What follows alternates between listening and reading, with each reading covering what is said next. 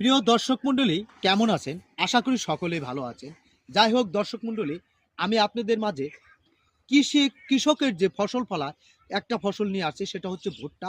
এই ভুট্টাটা সারা বাংলাদেশে রোপণ করে, সবারই পরিচিত। যাই হোক আমি বর্ণনা দিচ্ছি। এই দেখেন এই ভুট্টাটা ফুল ধরছে। এই ফুল ধরার পর একটা বাদি আসবে। বাদি আসবে প্রায় ৯ ইঞ্চি, ৭ ইঞ্চি, ৮ ইঞ্চি পর্যন্ত হয় এবং কি মোটাও ৪ ইঞ্চি পর্যন্ত হয়। এই বাদিগুলো অনেক গাছের পরিচর্যার উপর নির্ভর করে। যদি দেখেন আপনারা কোনো পোকামাকড়ে ধ্বংস করছে, তাহলে আপনারা অবশ্যই কীটনাশক ওষুধ ব্যবহার করবেন। আর গবাদি পশুর যে জৈব সার তৈরি হয়, সেই সারটা যদি আপনারা বেশি দেন, তাহলে কিন্তু অবশ্যই ভুট্টা খেতে ভালো পাবেন। দেখেন পাশে একটা ক্ষেত, এই যে এই ক্ষেতটা কিন্তু অবশ্যই পরিচর্যা বেশি হয়েছে। আ পরিচর্যা হয়েছে পরিচর্যা হয়েছে। বুঝতে পারছেন কি দর্শক? এখানে পানি দিছে, কৃষক অনেক যত্ন করছে, যার কারণে এই শস্যটা ভালো হয়েছে। দেখতে পাচ্ছেন?